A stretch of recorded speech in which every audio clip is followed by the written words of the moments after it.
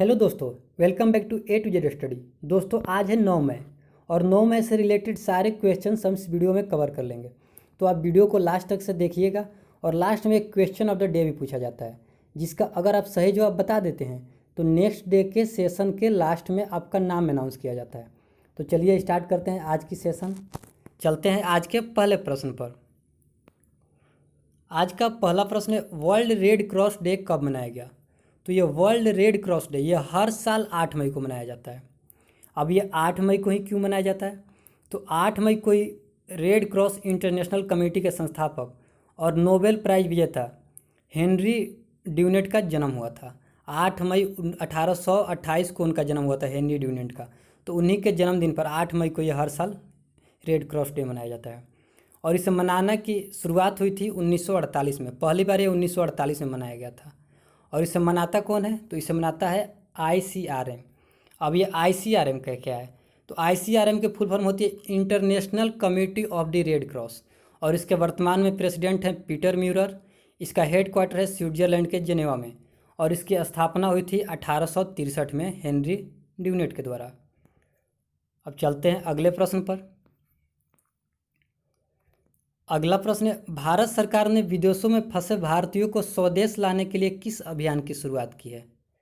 तो अभी Indian navy ने एक समुद्र सेतु अभियान की शुरुआत की थी, जिससे वह समुद्र के माध्यम से विदेशों में फंसे भारतीयों को स्वदेश ला रही थी। और अब ये भारत सरकार ने एक और अभियान शुरुआत की है, जिसका नाम है वंदे भारत अभियान। इस अभियान के तहत 64 जहाज़ों को, यानी कि हवाई जहाज़ों को भारत 12 देशों में भेज रही है, जहाँ से वो फंसे लॉकडाउन के कारण अपने घर नहीं आ पाए भारतीयों को स्वदेश लाएगी। और इसमें पहले चरण में लगभग 15,000 भारतीयों को घर लाने की योजना बनाई गई है, जिसमें गर्भवती महिलाएं, बच्चों, सीनियर सिटीजन्स और पढ़ने वाले विद्यार्थियों को प्राथमिकता दी गई है कि उन्हें पहले लाया जाएगा। तो चलते हैं अब अगले प्रश्न पर। अगला प्रश्न है, Vijyant at Kargil the life of a Kargil hero पुस्तक के ऑथर कौन है? तो ये है विजयंत, कैप्टन विजयंत। और इनकी 22 साल की उम्र में कारगिल युद्ध 1999 में जो हुआ था, 1999 के कारगिल युद्ध में ये शहीद हो गए थे। तो इन्हीं की जीवनी पर एक पुस्तक लॉन्च हुई है, जिसका नाम है Vijyant at Kargil the life of a Kargil hero. और इस पुस्तक के लेखक है VN थापड़, जो कि विजयंत थापड़ के पिताजी हैं, और नेहा द्विवेदी, जो इनकी बेटी है। इन दोनों ने ही इस किताब को लिखा है, Vijyant at Kargil the life of a Kargil hero. और इनके बारे में कुछ एक्स्ट्रा बताए तो ये 15 साल की ही उम्र में NDA यानी कि नेशनल डिफेंस एकेडमी ज्वाइन करके इंडियन आर्मी में चले गए थे। और ये अपने परिवार के 4th जनरेशन के ऐसे व्यक्ति थे जो कि इंडियन आर्मी में थे। 4th जनरेशन यानी कि मतलब कि इनके ये भी आर्मी में थे, इनके पिताजी भी आर्मी में थे VN थापड़ जी, इनके दादाजी भी आर्मी में थे, और इनके दादा के पिताजी भी आर्मी में थे। तो ये इनके 4th जनरेशन थी आर्मी में, और ये कारगिल युद्ध में शहीद हो गए थे, जिसके बाद मरणोपरांत इन्हें वीर चक्र से भी सम्मानित किया गया था, कैप्टन विजयंत थापड़ को। अब चलते हैं अगले प्रश्न पर। अगला प्रश्न है, स्कूली छात्रों को मिड डे मील राशन उपलब्ध कराने वाला पहला राज्य कौन बना है? तो ये मिड डे मील यानी कि जो सरकारी स्कूलों में जो बच्चों को लंच के टाइम पे जो भोजन दिया जाता है, उसी को मिड डे मील बोलते हैं। और अभी तो सारे स्कूल बंद हैं लॉकडाउन की वजह से, फिर भी मध्य प्रदेश ऐसा पहला राज्य बना है जो कि स्कूली छात्रों को के घरों पर उनके मिड डे मील का राशन पहुंचा रहा है। इसके लिए उसने लोकल शिक्षकों, आंगनबाड़ी सेविकाओं और पंचायत समितियों का प्रयोग कर रहा है कि वे लोगों को जिम्मे दे दिया गया है कि मिड डे मील सभी छात्रों, स्कूली छात्रों के घर पे पहुंचाना है। तो ये अब मध्य प्रदेश ने शुरू किया है। तो मध्य प्रदेश के CM हैं कौन? मध्य प्रदेश के अभी CM है शिवराज सिंह चौहान। मध्य प्रदेश के गवर्नर हैं लालजी टंडन। मध्य प्रदेश की कैपिटल है भोपाल। चलते हैं अगले प्रश्न पर। अगला प्रश्न है, किस राज्य ने मुख्यमंत्री युवा योगायोग योजना की शुभारंभ की है?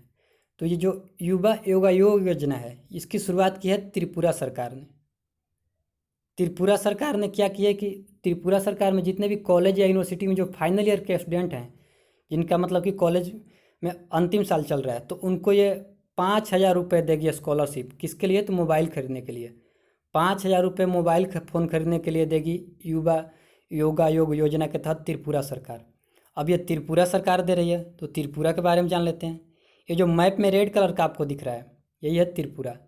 इसके सीएम हैं बिप्लब देव और इसके गवर्नर हैं रमेश बैस।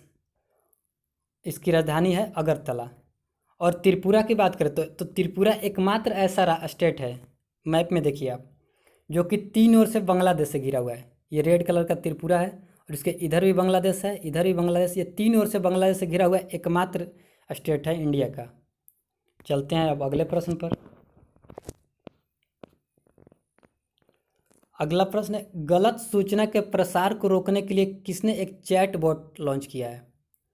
तो अभी व्हाट्सएप ने एक चैट बॉट लॉन्च किया है। क्या हो रहा है कि व्हाट्सएप पर गलत सूचनाएं भी ज़्यादा फॉरवर्ड हो रही है, तो उन्हीं गलत सूचनाओं को फॉरवर्ड होने से बचाने के लिए व्हाट्सएप ने एक चैट बॉट लॉन्च किया है। और इसे लॉन्च किया है IFCN ने। किसने? IFCN, जिसका फुल फॉर्म होता है इंटरनेशनल फैक्ट चेकिंग नेटवर्क, और उसी ने ये चैट बॉट लॉन्च किया है। अब बाकी के ऑप्शन को देख लेते हैं। तो अभी फेसबुक ने भी एक कॉन्सर्ट ऑर्गेनाइज किया था।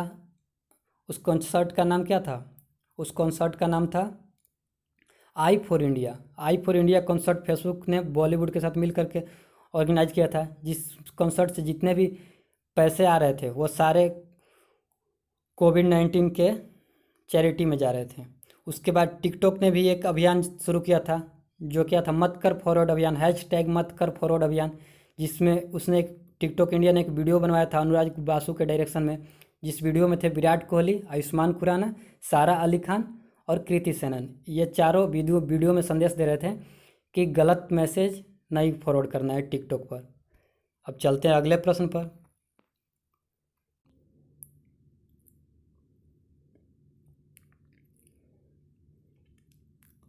अब दोस्त ये अगला क्वेश्चन देखिए, इसमें है कि भारतीय मौसम विज्ञान विभाग यानी कि IMD ने किस नए क्षेत्र को अपने दैनिक मौसम बुलेटिन में शामिल किया है? तो अभी IMD, इसी को हम इंग्लिश में बोलते हैं इंडियन मेट्रोलॉजिकल डिपार्टमेंट। तो अभी इंडियन मेट्रोलॉजिकल डिपार्टमेंट ने POK यानी कि पाकिस्तान ऑर्गेनाइज जो कश्मीर है, जिसे हम हिंदी में बोलते हैं पाक अधिकृत कश्मीर, अब उसकी भी मौसम बुलेटिन बोलेगा। जो पूरे देश की मौसम बुलेटिन जो आती है ना डेली IMD के द्वारा, अब उसमें POK को भी जोड़ दिया गया है। तो अब POK को जोड़ा है, तो ये देखते हैं। ये जो आपको ब्राउन कलर का दिख रहा है मैप में, ये तो कश्मीर है, अपना कश्मीर, ये है लद्दाख, और ये जो पाक ऑर्गेनाइज कश्मीर है, ये जो आपको दिख रहा है ग्रीन कलर का, अब इस एरिया को भी जोड़ दिया है IMD ने अपने दैनिक मौसम बुलेटिन में। और ये जो इधर दिख रहा है आपको, ये है COK यानी कि चाइना ऑर्गेनाइज कश्मीर। तो अब कश्मीर और लद्दाख के साथ साथ पाक अधिकृत कश्मीर की भी दैनिक बुलेटिन बोलेगा IMD। चल, तो इस प्रश्न का सही आंसर हुआ ऑप्शन नंबर 1 POK। और यहाँ पे बात पाकिस्तान की आती है, तो पाकिस्तान के अभी प्रधानमंत्री है क्रिकेटर इमरान खान, पाकिस्तान के राष्ट्रपति हैं आरिफ अलवी, पाकिस्तान की कैपिटल है इस्लामाबाद। और पाकिस्तान अभी एक और वजह से सुर्खियों में अभी है, वो है कि पाकिस्तान में पहला कोई ऐसा अल्पसंख्यक है जो पाकिस्तान की एयरफोर्स में ज्वाइन किया है। 14 अगस्त 1947 को ही पाकिस्तान आज़ाद हुआ था, लेकिन आज तक से कोई भी अल्पसंख्यक यानी कि वहाँ पे जो पाकिस्तान में जो अल्पसंख्यक है, जैसे कि हिंदू या फिर क्रिश्चियन या फिर सिख या फिर जैन और कोई भी रिलीजन्स का कोई भी व्यक्ति, वो पाकिस्तान एयरफोर्स अब तक से ज्वाइन नहीं कर पाया था। तो ये पहले राहुल देव ऐसे पहले पाकिस्तान के अल्पसंख्यक बने हैं जिन्होंने पाकिस्तान एयरफोर्स में पायलट बने हैं, राहुल देव। चलते हैं अगले प्रश्न पर।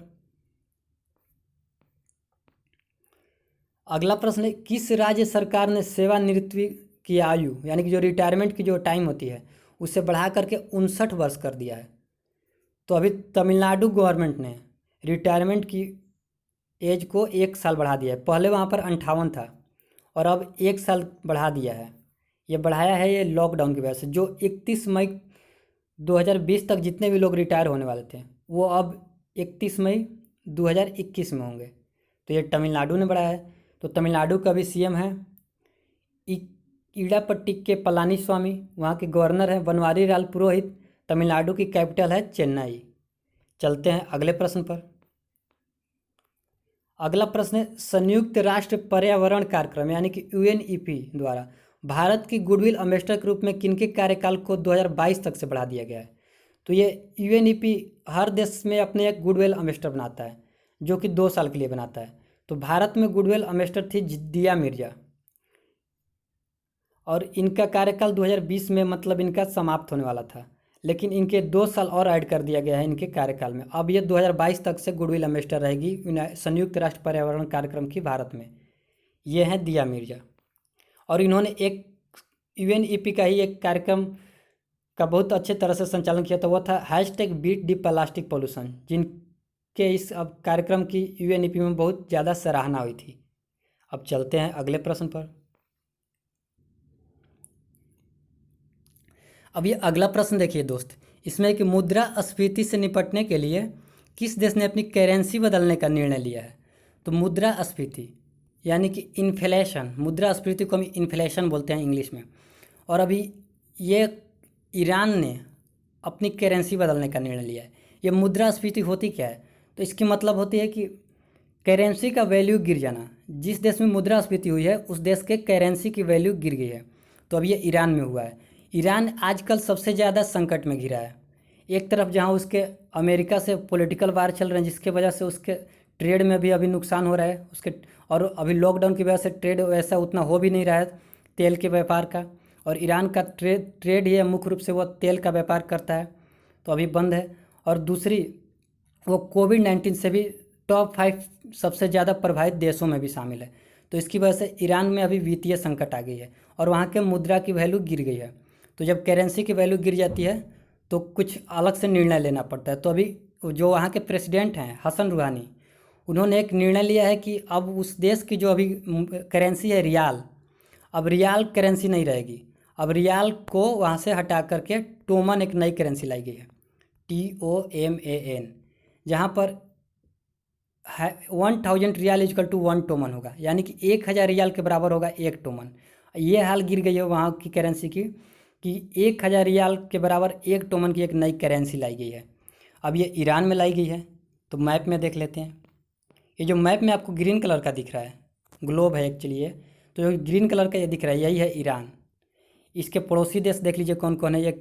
तो ये जो अपना प्यारा भारत है, भारत के बगल में है पाकिस्तान, उसके बगल में है अफ़गानिस्तान, और ये जो ईरान है ये अफ़गानिस्तान और पाकिस्तान दोनों देशों से अपनी सीमा साझा करती है।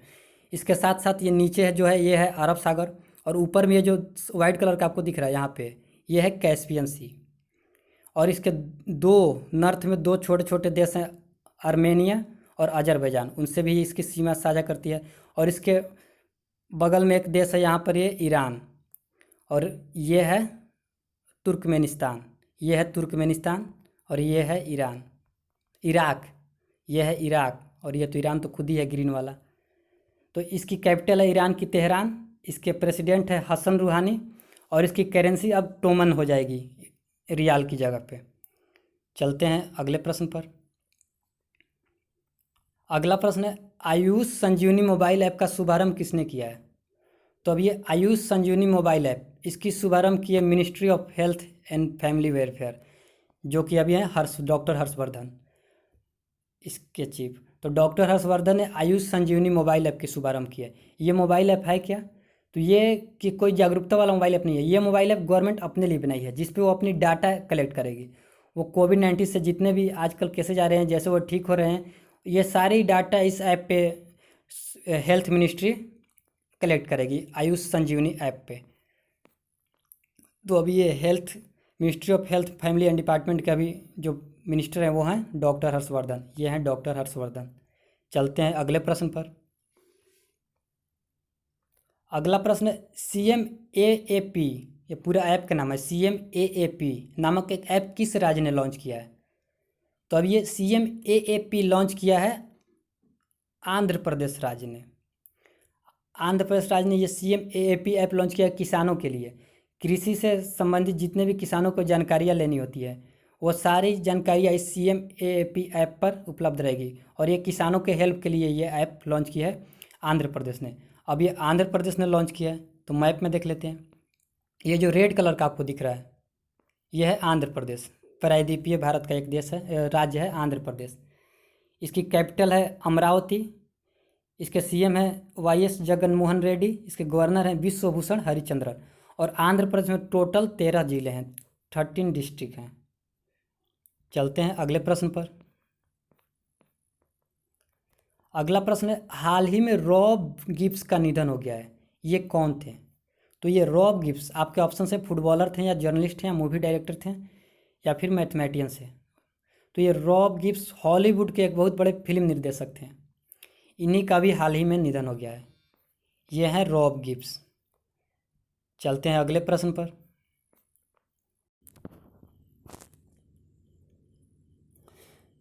अब ये अगला क्वेश्चन है दोस्त, किस देश ने लॉन्ग मार्च 5B नामक एक नया रॉकेट लॉन्च किया है? तो अभी चाइना ने एक रॉकेट लॉन्च किया है लॉन्ग मार्च 5B। ये एक न्यू जनरेशन की रॉकेट है। चाइना के साउथ में एक हैनन आइसलैंड है, हैनन आइसलैंड, और इसी आइसलैंड पे इसने अपना लॉन्च पैड बनाया हुआ है जिसका नाम है वेन चांग लॉन्ग साइट। और इसी वेन चांग लॉन्ग साइट से ये अपनी ज़्यादातर रॉकेट लॉन्च करता है।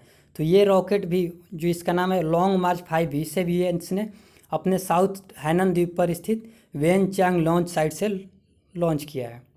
ये है वो रॉकेट, लॉन्ग मार्च 5B रॉकेट।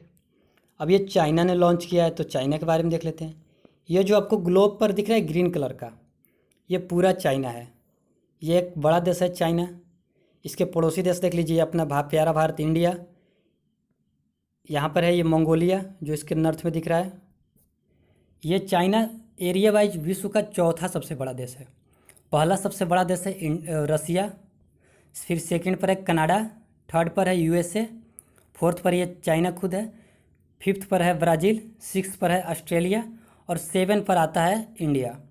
इंडिया क्षेत्रफल की दृष्टि में सातवां सबसे बड़ा देश है और रसिया सबसे बड़ा देश है। अब ये चाइना का भी प्रेसिडेंट है शी जिनपिंग।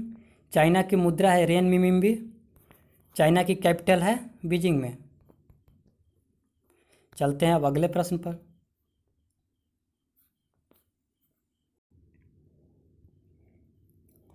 अब ये अगला क्वेश्चन है दोस्त, द्वितीय विश्व युद्ध के दौरान जान गंवाने वाले लोगों की स्मृति और सम्मान का दिन कौन सा है? The day to remembrance and reconciliation for those who lost their lives during the world war 2। तो उनके सम्मान में 8 और 9 मई को ये एक दिवस मनाया जाता है यूनाइटेड नेशन के द्वारा उन लोगों की याद में। तो इसका सही आंसर होगा ऑप्शन नंबर सी, 8 मई और 9 मई दोनों दिन। क्या हुआ था कि 8 मई और 9 मई 1945 तक ज़्यादातर देश वर्ल्ड वॉर 2 छोड़ चुके थे, यानी कि सरेंडर बोल चुके थे। तो वर्ल्ड वॉर 2 का अंत माना जाने लगा था। लेकिन ये ऑफिशियली अंत नहीं हुआ था। ये ऑफिशियली अंत कब हुआ? जब जापान 15 अगस्त 1945 को इस युद्ध से सरेंडर बोला था। वो सरेंडर क्यों बोला था? क्योंकि अमेरिका ने उसके हिरोशिमा शहर पर 6 अगस्त 1945 और नागासाकी शहर पर 9 अगस्त 1945 को बम पटक दिया था, जिसके बाद 15 अगस्त 1945 को जापान द्वितीय वर्ल्ड वॉर 2 से सरेंडर बोल दिया था। तो इसलिए ये 8 और 9 मई को ये उन्हीं लोगों की याद में मनाया जाता है जो वर्ल्ड वॉर 2 यानी कि द्वितीय विश्व युद्ध में मारे गए थे। और अभी 9 मई को ही इसकी 75वीं वर्षगांठ मनाई जा रही है द्वितीय वर्ल्ड वॉर सेकेंड की 75वीं वर्षगांठ।